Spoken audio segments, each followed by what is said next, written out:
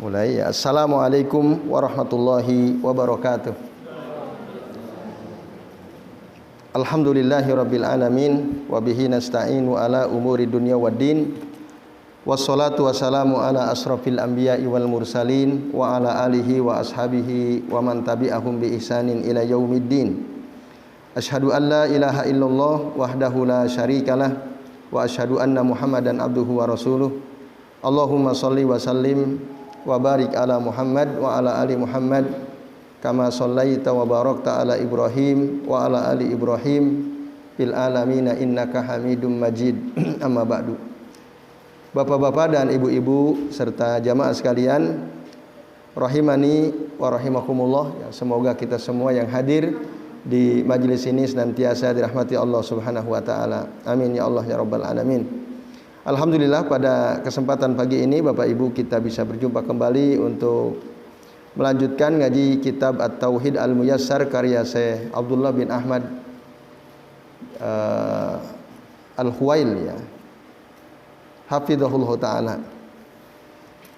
Pada pertemuan yang lalu ya kita sudah membahas beberapa perkara yang bisa membatalkan keislaman, yang di dalam kitab ini disebut nawaqidu al-Islam, ya, pembatal keislaman.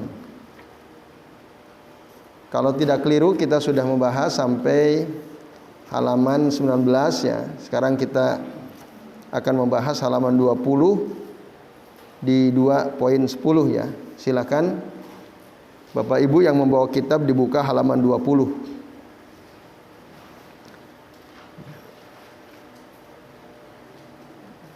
An-Naqidul Ashir, ya, pembatal yang ke-10, ya, atau perkara yang ke-10 yang bisa membatalkan keislaman seseorang, Bapak Ibu, adalah al-i'radu an dinillahi la yata'allamuhu wa la ya'malu bih.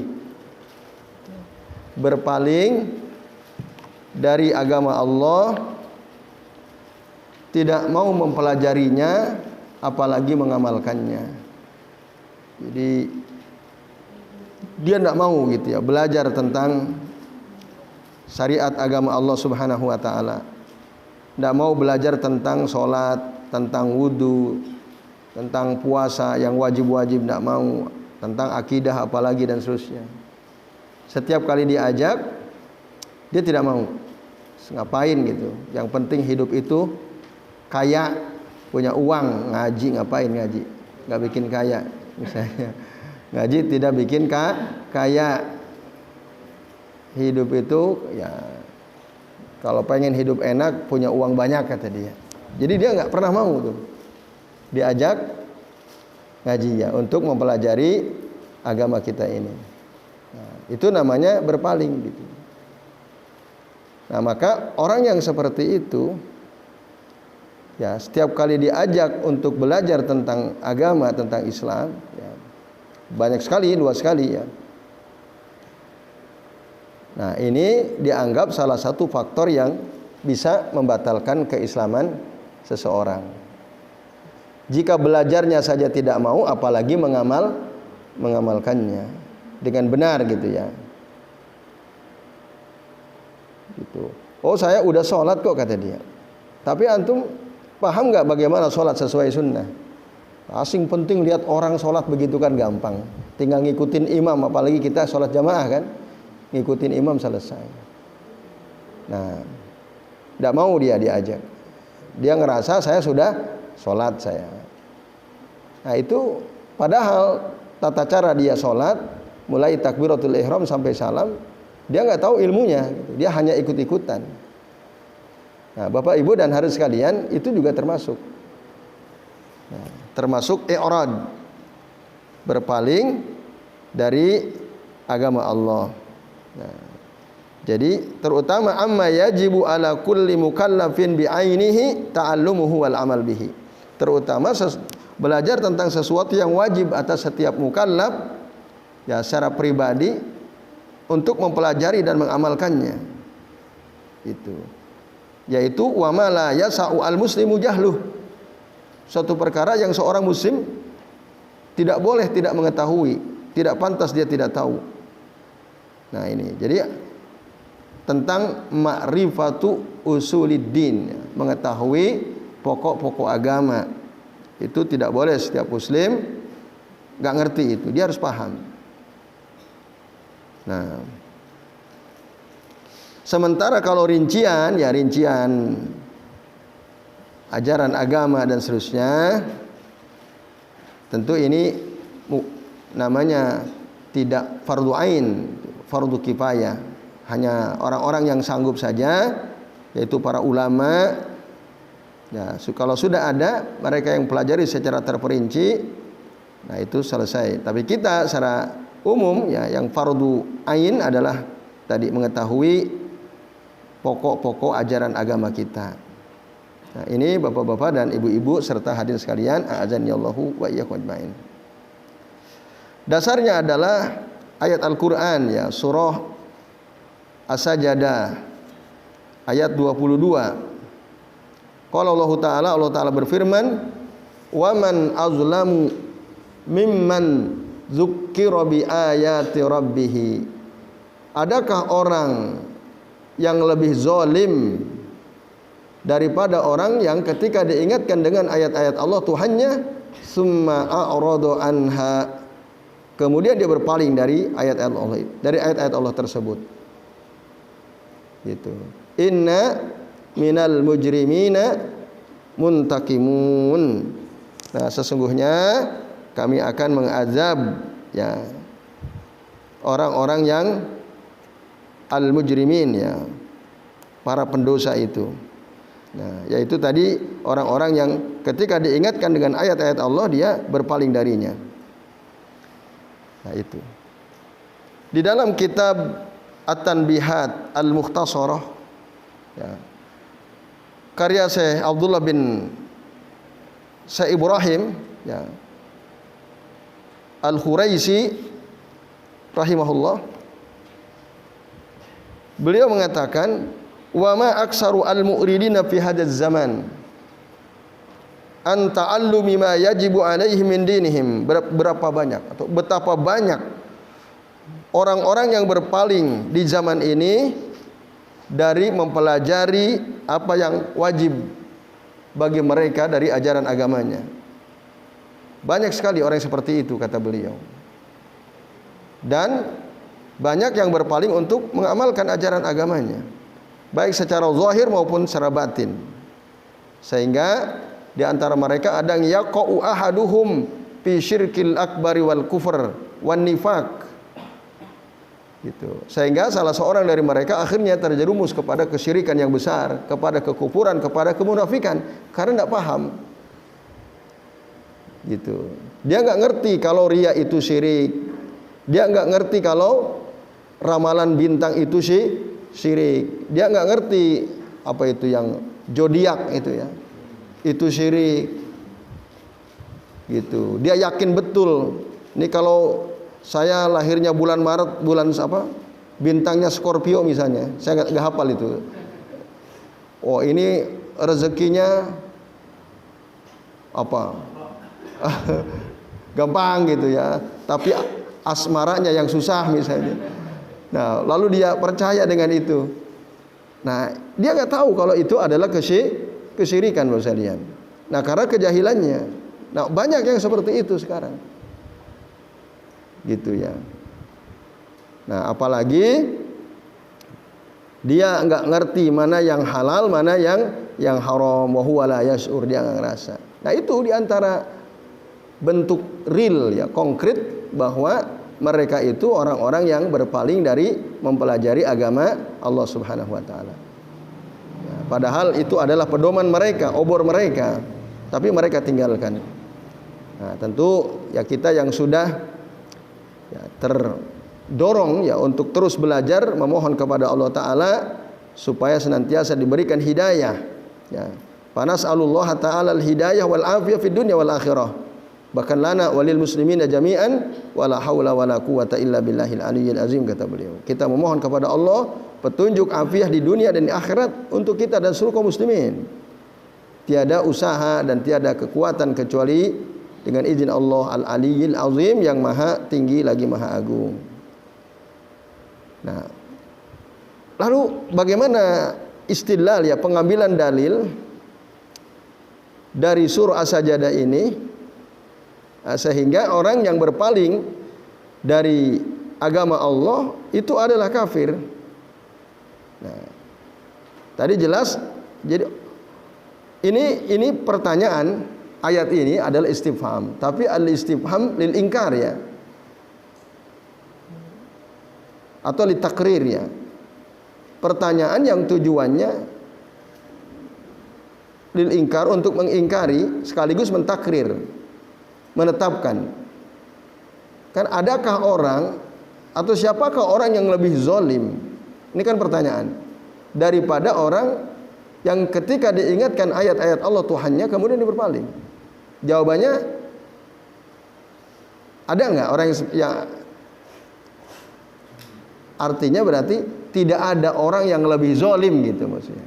Tidak ada orang yang lebih zalim daripada orang yang ketika diingatkan dengan ayat-ayat Allah Tuhannya lalu dia berpaling dari ayat-ayat tersebut. Tidak ada. Itulah sezalim-zalim orang. Nah, lalu kaitannya dengan kekufuran mana?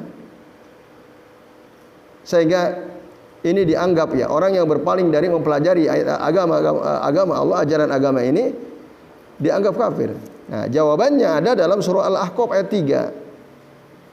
Dalam surah Al-Ahqaf ayat 3 Allah mengatakan walladzina kafaru amma unziru mu'ridun, dan orang-orang kafir itu, ya,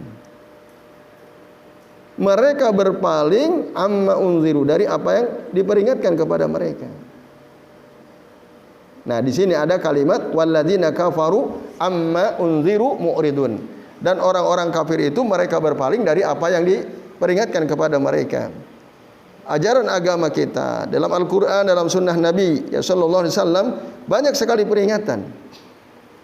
Tapi orang kafir berpaling. Nah, siapapun yang berpaling dari itu berarti dia kafir, gitu.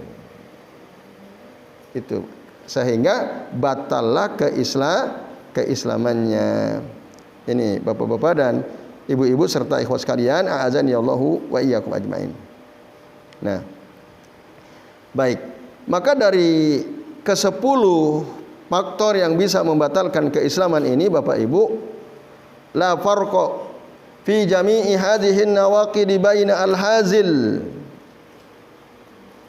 awil jad awil khaif. Tidak ada beda antara seluruh faktor yang ke-10 yang membatalkan keislaman ini, dilakukan secara bercanda, dilakukan secara sungguh-sungguh, atau dilakukan karena dia takut. Sungguh-sungguh, bercanda, atau takut, semua konsekuensinya sama, yaitu bisa membatalkan keislaman. Al-hazil wal jad wal khaif, gitu. Nah, ini Ibu sekalian, bercanda saja itu bisa membatalkan keislaman. Yuk ngaji yuk, mau? Kamu nggak pernah ikut ngaji, ropopo, nah, misalnya gitu. Bahaya loh kalau nggak, yes, ropopo bahaya. Aku yang nanggung misalnya. Bercanda dia, itu juga nggak boleh gitu. Walaupun dia bercanda. Ini kamu serius loh? Enggak, saya bercanda. Misalnya, itu juga jangan, Bapak Ibu.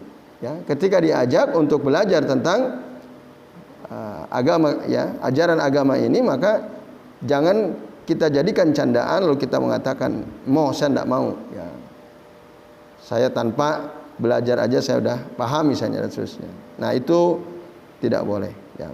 Apalagi serius gitu, apalagi serius. Bahkan termasuk di sini katakan awil khaif, orang yang takut, gitu, ya. Maksudnya diajak ngaji itu enggak mau, ya, takut saya. Takut kenapa? Takut dianggap Wahabi misalnya, takut dianggap ekstremis misalnya, dan seterusnya. Ada kan orang-orang yang ketika diajak ngaji itu nggak mau, alasannya takut nanti saya diomongin apa dan seterusnya. Nah, itu namanya al-khaib. yakni huwallazi yukhawwafu bil kalami awil fi'li. Nah, wa yuhaddadu wa yatawa'adu min ghairi fi'lin aw bi syai'in khafif ya. Ma lam yasil ila haddil ikrah. Selama dia tidak dipaksa gitu ya. Jadi takutnya itu ya sekedar takut dengan ucapan atau perbuatan dengan ancaman gitu. Akhirnya dia takut. Saya misalnya, kamu kalau ngaji ya di sana misalnya, kamu nanti akan dicap Wahabi misalnya. Nah, lalu akhirnya dia takut. Kenapa? Ya kata orang-orang begitu. Karena apa? Ngajinya ngaji kitab tauhid misalnya. Nah, karangan saya Muhammad bin Abdul Wahab misalnya. Nah, saya takut nanti dicap Wahabi. Padahal hanya apa? Cuman diomongin tok gitu. Nggak ada ancaman yang sungguh-sungguh.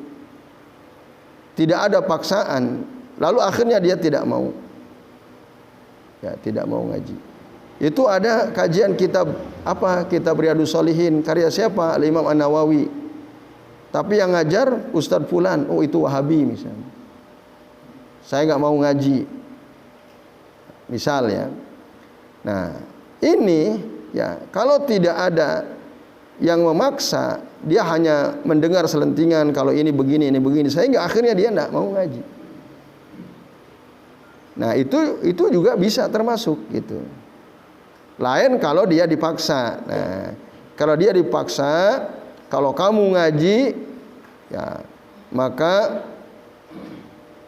ancamannya nyawa kamu atau keluargamu yang akan dibunuh misalnya. Dan ini sungguh-sungguh. Dia betul-betul bisa mampu mengeksekusi kalau kita melakukan apa yang dia larang. Nah, sehingga akhirnya kita jadi enggak mau ngaji gitu ya. Nah, karena clear ancamannya jelas dan dia punya kemampuan untuk melaksanakan ancamannya itu. Dalam keadaan seperti ini, termasuk yang 10 lainnya ya. Kan bukan hanya yang ke-10, termasuk ya meyakini misalnya ada sebagian orang yang boleh keluar dari syariat Rasul SAW, lalu membantu orang-orang musyrik ya, menolong mereka untuk mengalahkan kaum muslimin misalnya, yang ke-8 dan seterusnya, 10 ke-10-nya itu. Nah, Bapak Ibu dan jamaah sekalian, kita lakukan salah satu di antaranya karena kita dipaksa dengan ancaman nyawa akan dihilangkan dan seterusnya, itu tidak masalah. Ya, fala syai'a alaih, tidak ada dosa atasnya kalau dia melakukan bisyaratin, dengan syarat kaunu qalbuhu mutmainnan bil iman, tetapi hatinya tetap tenang dalam keimanan. Nah, sebagaimana disebutkan dalam surah An-Nahl ayat 106, illa man ukriha wa qalbuhu mutmainnum bil iman, kecuali orang yang dipaksa untuk melakukan kekufuran tetapi hatinya tetap tenang dalam keimanan. Nah, itu tidak ada masalah. Fala syai'a alaih. Nah, ini Bapak-bapak dan Ibu sekalian, a'adzani Allahu wa iyyakum ajmain.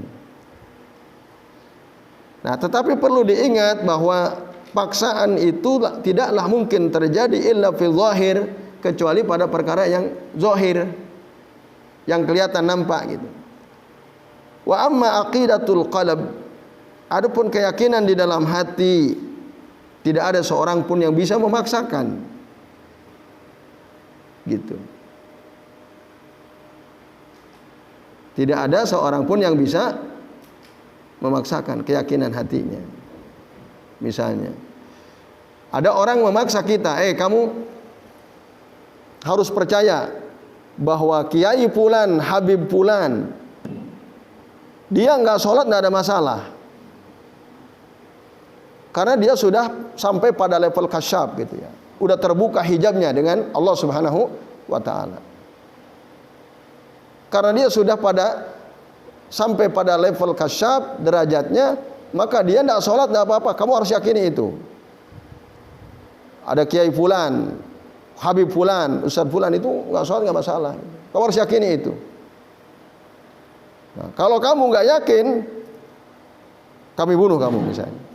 Kamu harus yakini itu. Nah, karena man i'taqada anna ba'dhan nas yasa'uhu al-khuruj an syariati Muhammad fa huwa kafir. Jadi kalau ada orang meyakini bahwa sebagian manusia dia boleh keluar dari syariat Nabi Muhammad, maka dia kafir. Oh si fulan tidak sholat, tidak apa-apa. Oh si fulan istrinya 8, tidak masalah. Misalnya. Itu kan keluar dari syariat Nabi Muhammad SAW. Kok antum bilang tidak masalah? Wong dia udah kasyaf kok. Levelnya udah di atas, jauh di atas kita. Misalnya. Apa? Wali, udah wali. Jadi dia udah boleh keluar dari syariat Nabi Muhammad. Nah, itu kan termasuk nakid ya, pembatal keislaman. Kalau dilakukan secara sengaja atau bercanda. Nah, takut bila mana kita dipaksa untuk meyakini bahwa si fulan dia seorang wali, maka kalau dia tidak sholat itu wajar gitu ya, sebab dia levelnya sudah wali. Kita dipaksa, kamu harus yakin bahwa dia wali misalnya. Kalau enggak, saya bunuh. Kalau enggak, keluargamu aku bunuh misalnya. Kami bunuh. Akhirnya kita katakan, kulo percaya gitu. Saya percaya bahwa Kiai Fulan seorang wali, enggak sholat enggak apa-apa gitu, misalnya. Itu lisan kita ngomong, tapi dalam hati kita bilang pret gitu ya misalnya. Gak ada orang kayak gitu. Misalnya dalam hati kita menolak keras, tapi mulut kita bilang iya saya percaya. Nah, adakah orang yang tahu hati kita? Kita dalam hati kita bilang pret tadi gitu ya. Mana ada orang dia boleh keluar dari syariat Nabi Muhammad SAW? Gak, hati kita mengatakan begitu. Tapi mulut kita bilang iya saya percaya. Nah itu tidak ada masalah gitu. Karena kalau mulut kita nggak bilang begitu, ancamannya kita dibunuh. Kalau enggak kita, ya anak kita, istri kita dibunuh atau suami kita dibunuh. Nah itu yang dimaksud ayat tadi ya. Illa man ukriha wa qalbuhu mutmainnum bil iman. Sebab tadi hati tidak bisa ada orang yang ngontrol hati. Nah ini. Nah Bapak Ibu dan jamaah sekalian, a'azani Allah wa iyyakum ajmain. Nah, sekali lagi, jadi pamanirtakaba naqidan min nawaqidil Islam, barang siapa yang ya, melakukan salah satu dari pembatal-pembatal keislaman, sawa'un kana hazilan au jaddan au khaifan au mudahanan, ya, sama saja apakah dia bercanda, apakah dia sungguh-sungguh, apakah dia takut dari takut tapi tanpa ada paksaan, atau hanya untuk ya apa namanya, ya toleransi gitu ya. Itu. Nah ini ya telah apa? Faqad kafaru wa kharaja anil millati li ayyi ghardin minal agrad. Maka sungguh dia telah kafir. Dia telah keluar dari agama ini apapun tujuannya. Li ayyi ghardin minal agrad. Apapun tujuannya. Illa al-mukrah tadi, kecuali yang dipaksa tadi. Berdasarkan surah An-Nahl ayat 106 itu kalau mukrah la syai' alaih, tidak ada masalah baginya. Nah, ini Bapak-bapak dan ibu-ibu ya serta jamaah sekalian, a'azani Allahu wa iyyakum ajmain. Maka hati-hati ya.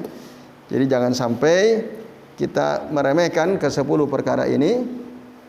Ya, bahkan bercanda pun itu bisa menjadi sebab batalnya keislaman kita. Nah, Bapak-bapak dan ikhwas sekalian, ya, rahimani wa rahimakumullah. Tetapi perlu ya kita pahami bersama bahwa Ya. Kekufuran akibat dari melanggar salah satu dari ke-10 perkara ini, ya, Bapak Ibu dan sekalian, itu kita jangan mudah-mudah menuduh orang kafir. Nah, ini perlu juga diberi catatan, ya. Jangan sampai kita gampang-gampang mengatakan wah si fulan sudah kafir. Jangan gitu. Apa sebab? Ya. Karena kalau tidak, ya, terpenuhi syarat-syarat untuk kita katakan bahwa dia kafir, kekufuran akan kembali kepada kita. Gitu. Nah, jadi mengatakan bahwa si fulan kafir telah keluar dari Islam, kalau secara muayyan, ya, muayyan itu menunjuk orang bahwa annahu kafir, dia telah kafir. Nah, itu tidak boleh gitu. Walaupun mungkin dia melakukan salah satu dari ke-10 perkara itu. Karena, ya, kalau kita menuduh langsung kepada satu sosok tertentu bahwa dia telah kafir, nah, ini berbahaya, sangat besar bahkan bahayanya. Jadi tidak boleh sembarangan. Nah, kita harus, ya, kembalikan masalah itu kepada para ulama yang betul-betul, ya, ilmunya luas. Tentu saja kita tetap boleh menasihati, ya, teman kita yang misalnya melakukan salah satu dari ke-10 perkara ini.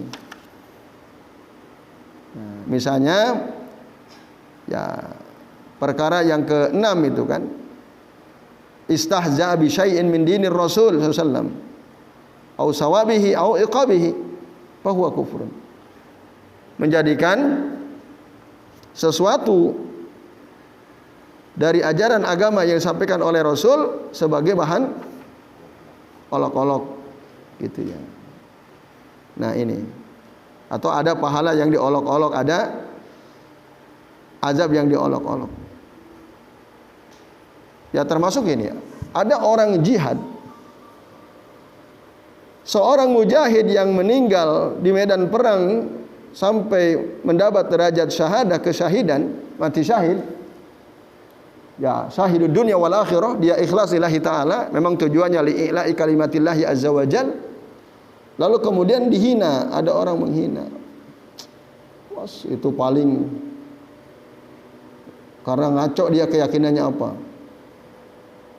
akan dapat 72 bidadari misalnya.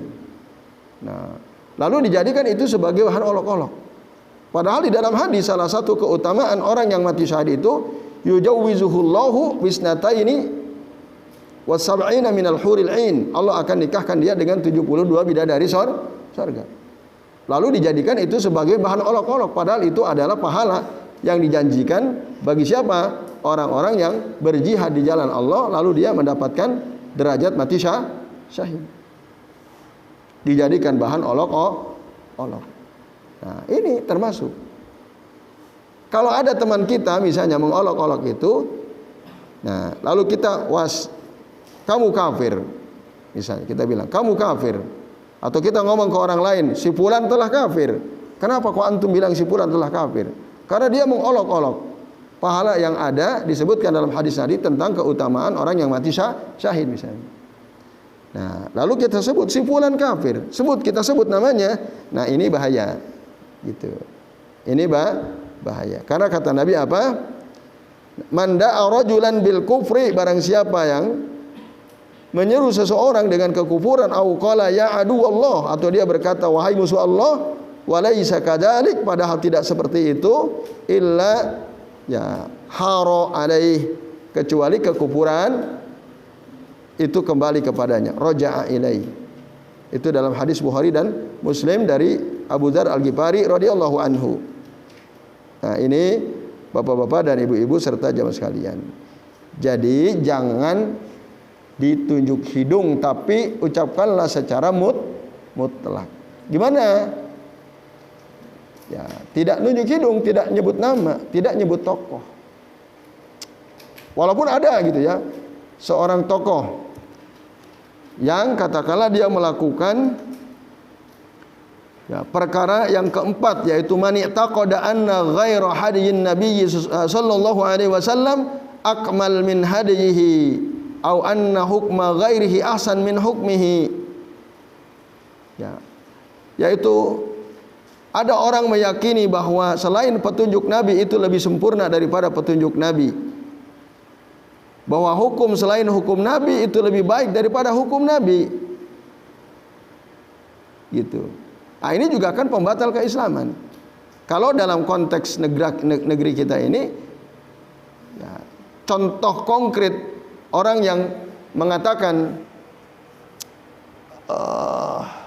bahwa ayat-ayat konstitusi itu berada di atas ayat-ayat kitab suci.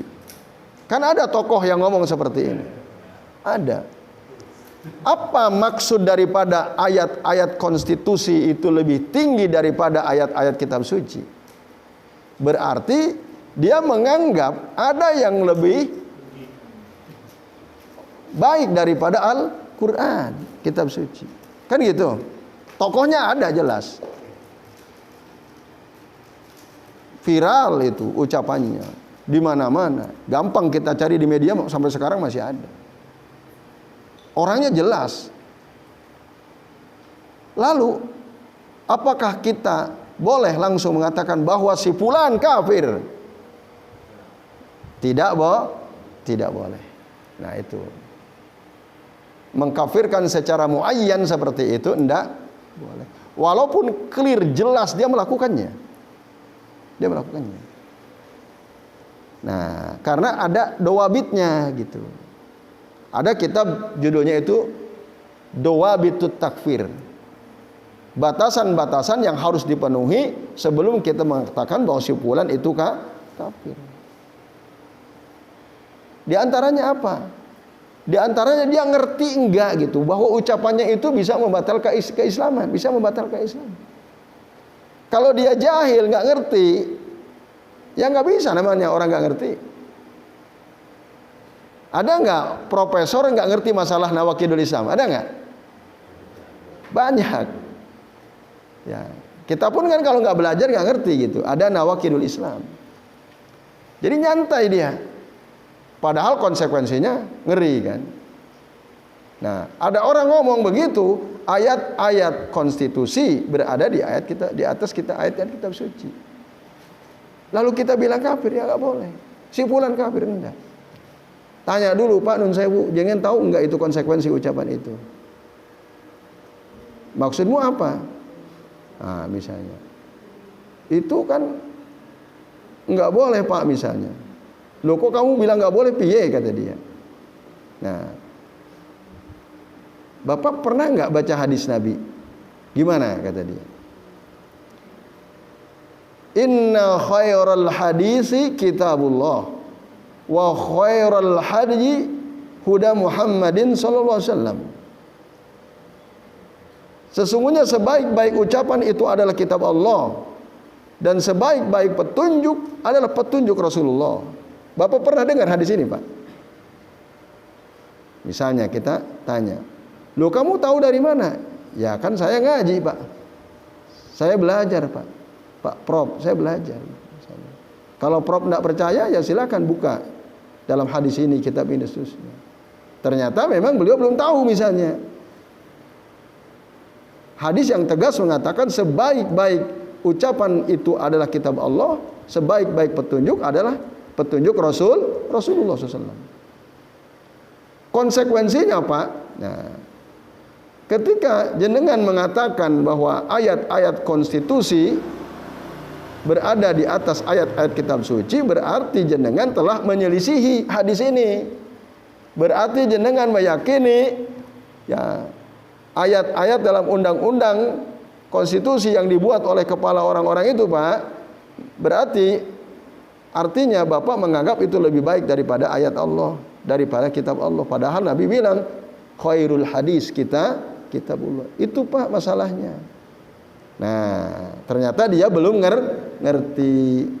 Kan nggak bisa tuh. Atau mungkin dia ada ngerti tapi nggak ada yang ngingetin gitu ya, lupa. Nah, lalu pertanyaan, apakah kita sudah dakwahi dia belum gitu? Nah, kalau kita belum nasihati, belum datangi dia, ya jangan ujuk-ujuk lalu kita bilang dia kafir, walaupun dia melakukan salah satu dari ke-10 perkara ini. Nasihati dulu gitu. Nah, kalau itu semua belum dilakukan, jangan sekali-kali berani mengklaim bahwa si fulan kafir walaupun sudah melakukan salah satu dari 10 perkara ini. Nah, ini penting dicatat ya Bapak Ibu. Terus yang boleh gimana? Yang boleh nggak usah nuduh siapapun. Nah, misalnya siapapun, nah kita bilang siapapun orang yang mengatakan bahwa ada yang lebih baik daripada Al-Quran, ada yang lebih baik daripada sunnah Nabi, siapapun yang ngomong begitu, nah dia telah kafir. Karena apa? Dia mengingkari hadis Nabi yang sahih tadi. Ya. Inna khairal hadisi kitabullah wa khairu hadis huda Muhammadin sallallahu alaihi wasallam. Nah, kalau gitu boleh. Jadi siapapun kita bilang. Siapapun yang enggak mau belajar agama dan tidak mau mengamalkan syariat agama, siapapun kafir, siapapun. Kita nggak nujuk orang. Nah, itu enggak ada masalah. Cuma memang di luar ya seringkali tuduhan takfiri kaum takfiri itu mutlak gitu. Jadi orang mengatakan misalnya, coba Bapak Ibu, apa yang saya ucapkan ini mutlak apa muayyan ya? Perhatikan yang saya ucapkan. Barang siapa ada orang yang berani mengatakan bahwa ayat-ayat kitab suci, ayat-ayat konstitusi lebih tinggi kedudukannya daripada ayat-ayat kitab suci. Siapapun yang mengatakan ini maka dia telah kafir. Mutlak apa muayyan ini? Mutlak. Boleh tidak? Boleh. Tapi orang yang dengar, yang nggak ngerti kategori takfir muayyan sama takfir mutlak ini, wow si fulan ini kaum takfiri kan gitu. Nah, ketika mereka mengatakan ada kaum takfiri di negeri ini, itu secara menggebiah-uyah, membabi buta. Dia nggak bisa milah-milah. Pokoknya siapapun yang suka bilang begini kafir, itu kaum takfiri katanya. Padahal dia harus bedakan. Karena kalau kita tidak berani mengatakan misalnya, barang siapa yang menjadikan Al-Quran, menjadikan sunnah Nabi SAW sebagai bahan olok-olok, ya, maka dia kafir misalnya. Nah, kita nggak berani mengucapkan itu, padahal ayatnya jelas dalam surah At-Taubah ayat 64-65. Abillahi wa ayatihi wa rasulihi kuntum tastahzi'un. Apakah dengan Allah, ayat-ayatnya dan Rasulnya kalian jadikan sebagai bahan olok-olok? La ta'tadiru. Kalian jangan minta maaf kata Allah. Qad kafartum ba'da imanikum. Sungguh kalian sudah kafir setelah kalian beriman. Lu kita nggak berani mengucapkan siapa yang mengolok-olok agama Allah, mengolok-olok ayat Allah, mengolok-olok sunnah Rasul SAW, kafir dia. Kita nggak berani ngomong begini. Padahal dalilnya jelas, gitu. Nanti mati nih ayat ini, jadi orang nggak ngerti. Gitu. Nah, itu bahayanya. Maka orang-orang yang sering menuduh pihak lain sebagai kaum takfiri, mereka harus diberi pemahaman. Fulan, ente tahu enggak? Mengkafirkan itu ada 2 kategori. Mengkafirkan seseorang ya secara mutlak tidak menyebut namanya, itu tidak ada masalah, karena ada banyak ayat atau hadis Nabi mengisyaratkan itu. Contohnya dalam surah At-Taubah ayat 64-65. Allah jelas mengatakan, la ta'tadiru qad kafartum ba'da imanikum. Jangan kalian minta maaf, sungguh kalian sudah kafir sekalian beriman. Yang menjadikan ayat Allah, sunnah Rasul sebagai bahan olok-olok. Itu. Kami ngomong begitu karena ada dasarnya. Dan nun sewu, kami tidak nyebut nama siapapun. Kami hanya menyampaikan itu secara mutlak. Nah, tapi biasanya nggak nyambung. Orang yang udah nuduh orang lain takfiri itu ya sudah. Pokoknya wis takfiri, sampean takfiri dah. Nah, dia nggak ngerti. Nah, ini Bapak Ibu. Jadi kita nggak boleh takut menyampaikan sesuatu sesuai dengan dalil, baik dari Al-Quran dan Sunnah.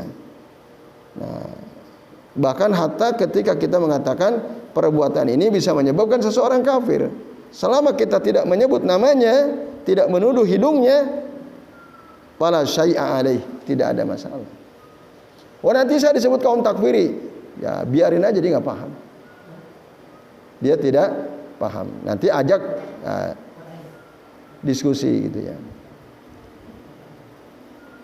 Nah, ini Bapak Ibu dan Nyonya sekalian. Apa Mas Widodo? Oh, kotak infak. Ada kotak infak?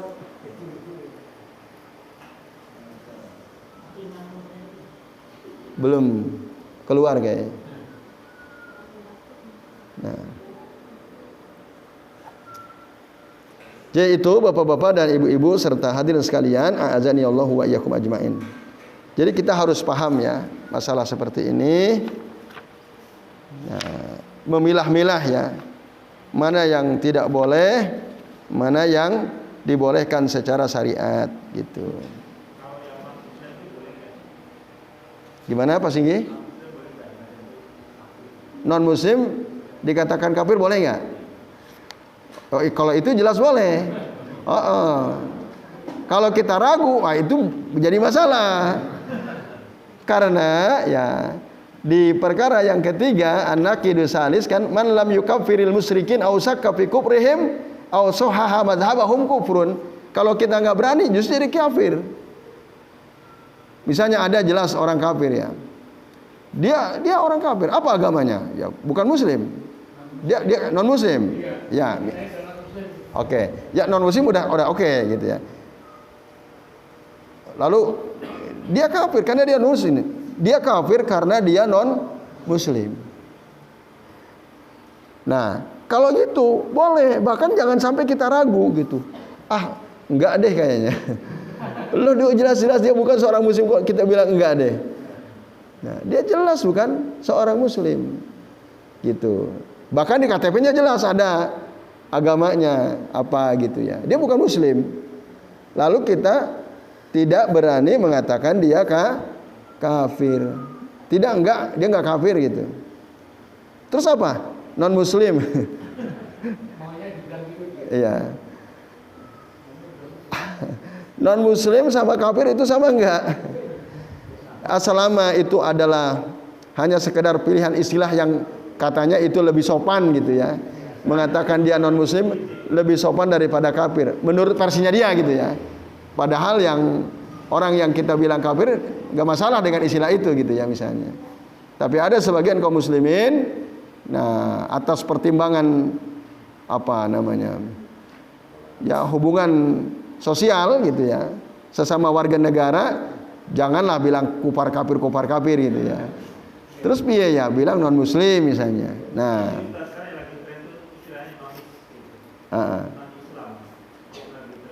iya sebenarnya kan itu pilihan redaksi saja ya, pilihan redaksi. Asal kita tetap meyakini dia kafir. Cuman ucapan yang keluar dari lisan kita Katakanlah kita ngikutin maunya mereka lah. Wis dia nonis gitu ya. Itu tidak ada masalah. Cuman jangan sampai kita ragu kalau dia itu adalah kafir.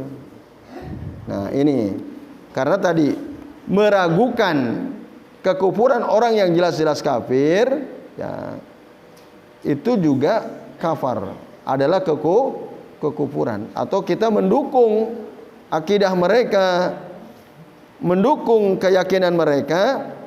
Nah, ini juga ya bisa menyebabkan kita terjerumus kepada kekufuran. Nah, ini bapak-bapak dan ibu-ibu serta jamaah sekalian, a'azani Allahu wa iyyakum ajmain ya. Jadi itu. Nah, kemudian yang terakhir ya, di halaman 20 masih ya. Tanbihani, ada dua ya catatan penting. Yang pertama, la farqa tadi fi jami'i hadhihi nawaqidi bainal hazili wal jadi wal khaif illa al mukrah tadi. Tidak ada beda di semua pembatal-pembatal keislaman yang 10 ini dilakukan apakah dia bercanda ataukah dia serius, sungguh-sungguh atau dia takut ya. Itu sama bisa menyebabkan kufuran kecuali kalau dia terpaksa atau dipaksa. Kemudian yang terakhir asani hadhihin nawaqidu kulluha min a'dhami ma yakunu khataran. Semua pembatal-pembatal keislaman yang 10 ini min a'dhami ma yakunu khataran. Di antara yang bahayanya paling besar. Wa aktsaru ma yakunu wuqu'an, dan sering terjadi. Makanya sebut 10 ini. Bahaya paling besar dan sering banyak terjadi. Maka fayajibu 'alal muslimi an yuhadhdhiraha wa yakhafu minha 'ala nafsihi. Maka wajib setiap muslim berhati-hati dari ke-10 perkara yang kita sudah bahas itu, dan hendaklah setiap muslim dia khawatir, takut dari melakukan 10 perkara yang bisa membatalkan keislaman. Takut terjadi pada dirinya sendiri. Nah, ini kata Syekh Abdullah bin Ahmad Al-Huwail hafidhullah ta'ala sekalian, terkait dengan bab tentang nawaqidu al-Islam ya, pembatal-pembatal keislaman. Jadi saya kira demikian ya Bapak Ibu. Sudah jam 9 kurang 2 menit. Baik, sebelum diakhiri barangkali ada di antara Bapak Ibu yang mau bertanya, kami persilahkan. Masih ada. Jadi silakan Pak Bika. Yang masalah nawaqidu Islam itu berarti kalau dari pelakunya sendiri itu kalau dia belum tahu itu belum otomatis keluar ya. Jadi dia harus tahu baru kalau hal ini itu sebenarnya sebagai nawaqidu Islam itu baru otomatis bisa keluar ya. Ya. Jadi contohnya yang ke-10 ini itu kan tidak mau mempelajari. Ya. Sekarang fenomena sekarang kan banyak sekali masyarakat walaupun di lingkungannya itu tidak ada pengajian, tapi hanya segelintir gitu. Ya ikut. Nah, terus yang sekitarnya tuh malah rata-rata nggak mau ngaji. Nah, apakah itu otomatis ya semuanya itu kafir atau karena harus tahu dulu kalau yang ngaji itu kalau nggak ngaji itu akan keluar dari Islam? Ya. Berpaling dari mempelajari agama akan menyebabkan dia kufur gitu ya. Iya, jawabannya betul, harus tersampaikan dulu. Gitu. Harus tersampaikan. Cuma mungkin pertanyaannya lah, kalau dia nggak ngaji gimana mau sampai ke dia kan itu? Ya kan? Nah, bukankah orang yang tidak tahu itu dimaafkan? Ya kan? Orang yang salah nggak tahu itu dimaafkan. Nabi sendiri yang mengatakan, kata Nabi, innallaha tajawaza li an ummati al-khata'u wan nisyanu wa mastukrihu alaih. Sesungguhnya Allah mengampuni, memaafkan dosa umatku karena aku disebabkan apa? Al-khata'. Khata' itu salah, nggak tahu. An-nisyan itu lupa. Wa mastukrihu alaih, dipaksa tadi. Kan nggak tahu saya. Gitu. Dimaafkan, saya nggak tahu, kan gitu. Kan kata Kiai Pulan, kata Ustadz Pulan, pokoknya kalau kita tidak tahu itu dimaafkan. Ada orang beralasan seperti itu. Nah, saya ingin mengatakan ketidaktahuan seseorang itu Ya, ada dua macam. Kejahilan seseorang itu ada dua macam. Ada yang memang dia dimaafkan, ada yang tidak ada maaf baginya. Yang pertama yang dimaafkan adalah orang yang tidak tahu, tapi dia berusaha belajar. Cuman ilmunya belum nyampe. Kan ilmu bertahap ya. Ilmu Allah sangat luas. Ada banyak hal yang kita belum ngerti. Gitu. Memang kita sudah ngaji. Ya, bahkan tiap hari ngaji gitu ya. Contohnya Pak Singgih kan, tiap hari ngaji, alhamdulillah ya. Misalnya. Tapi apakah semua ilmu sudah dikuasai oleh Pak Singgih misalnya? Kan masih banyak yang belum tahu misalnya. Nah, tapi tetap Pak Singgih semangat. Ternyata selama ini ada yang dilakukan Pak Singgih, diyakini Pak Singgih, dan itu salah, keliru, bertentangan dengan syariat agama. Tapi Pak Singgih kan belum tahu gitu. Meskipun begitu, Pak Singgih sudah berusaha datang ke majelis ilmu, meskipun ngantuk nggak ada masalah, yang penting datang dulu. Ya, datang. Nah, usahanya ada kan, ingin tahu. Di Pak Singgih tadi masih melakukan sesuatu yang sebenarnya itu haram, dilarang dalam agama. Nah, pas di satu daras pelajaran gitu ya, akhirnya ada ustadz menyampaikan, Pak Singgih langsung terhentak, ternyata saya selama ini salah gitu. Dulu saya biasa aja sentuhan sama perempuan beda mahram. Bahkan saya kalau ketemu teman satu sekolah dulu, satu alma mater, cipika-cipiki saya. Wah, bagi saya sih biasa aja. Ada ustadz mengatakan, mengutip hadis Nabi SAW, bi ayyud ana ra'su ahadikum bimihyatin min hadidin khairun lahu min an yamusa imra'atan la tahillu lahu. Ditusuk kepala salah seorang di antara kalian dengan jarum dari besi, itu lebih baik daripada dia menyentuh tangan wanita yang tidak halal baginya. Baru sampai ke Pak Singgih, padahal ngaji sudah 3 bulan, 4 bulan misalnya, atau sudah 1 tahun. Tapi ilmu ini baru nyampe misalnya. Ya Allah, ternyata selama ini saya salah gitu ya. Saya kalau ketemu teman perempuan, ya padahal dia udah punya suami, saya biasa salaman, cipika-cipiki gitu. Dosa kah Pak Singgih? Enggak. Kecuali setelah dikasih tahu tetap cipika-cipiki lagi, nah itu baru dosa. Udah sampai ilmu tapi dia tidak amalkan. Nah itu namanya tarkul amal bih. Udah ngerti, ya lebih parah ini. Udah ngerti lalu ditinggalkan. Loh, kalau dia sengaja melakukan kafir tadi kan, salah satu tadi kan. Nah, pertanyaan penting berikutnya, itu bagaimana kan gitu? Kan telah keluar dari Islam. Iya. Tapi tidak harus di depan orang banyak. Karena antum kan melakukan ini tidak antum umumkan.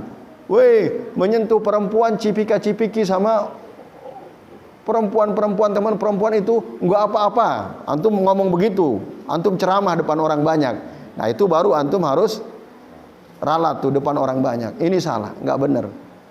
Saya ucapkan asyhadu an la ilaha illallah wa asyhadu anna muhammadan abduhu wa rasuluh. Tapi kalau antum yakini sendiri, antum lakukan sendiri, ya udah antum tinggal ucapkan itu karena tadi telah batal keislaman antum, setelah itu bertaubat kepada Allah Subhanahu wa taala.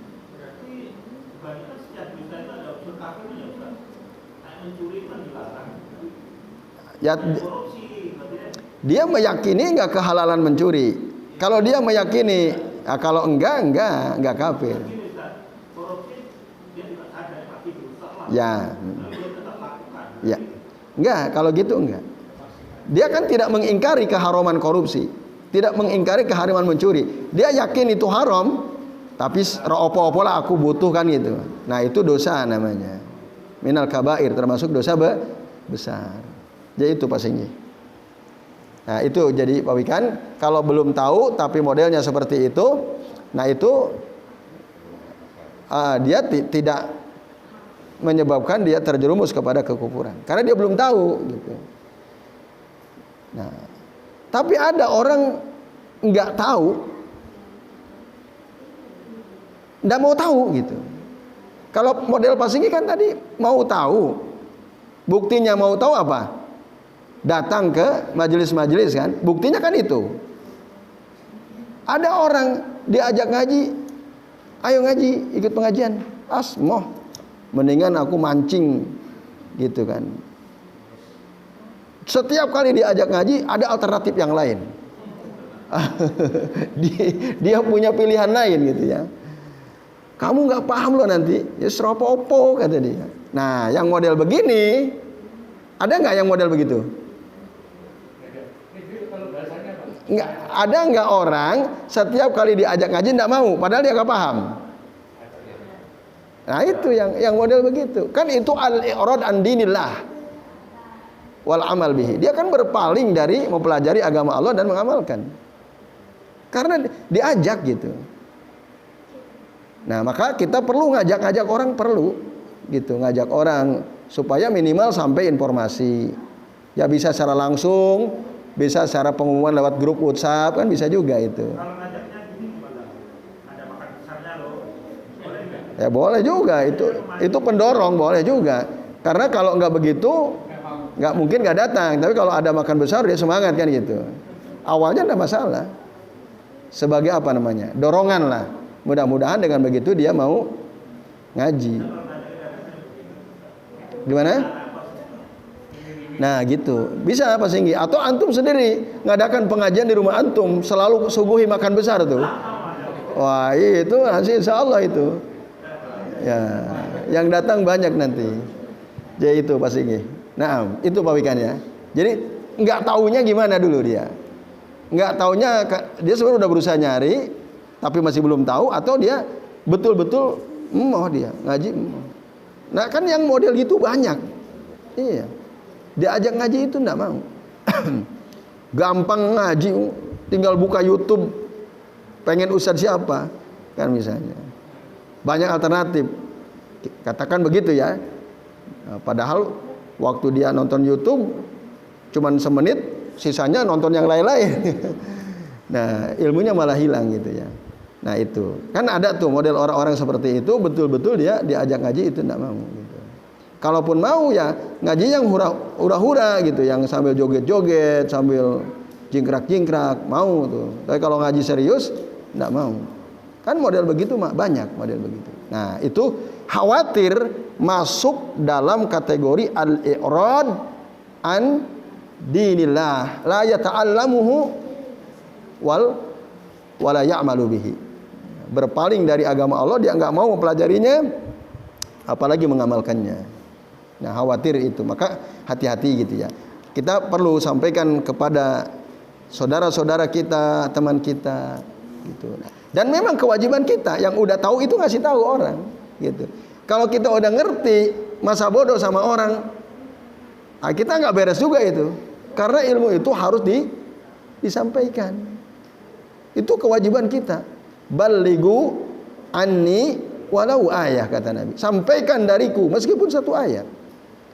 Kalau kita ngaji untuk diri sendiri, nggak peduli sama orang, sama keluarga, sama temen, ini bermasalah kita. Karena ilmu harus sampaikan. Caranya macam-macam.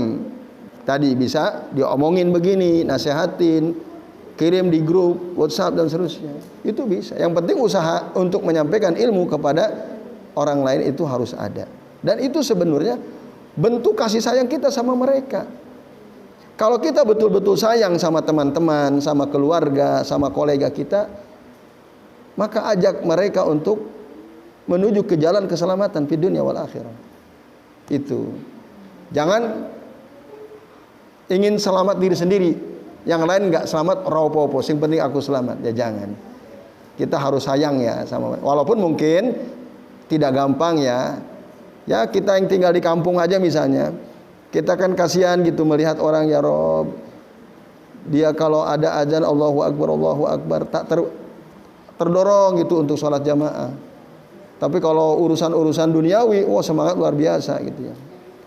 Harusnya kita kasihan kan. Terus piye gitu kan caranya supaya ilmu ini sampai kepadanya. Nah, Kan tidak mudah juga, misalnya ada antum punya grup RT misalnya. Apa antum leluasa nge-share gitu ya, kajian gitu kan, antum mikir-mikir dulu ini cocok nggak dikirim di grup RT kan. Kadang-kadang begitu juga kan. Sebenarnya bismillah aja gitu.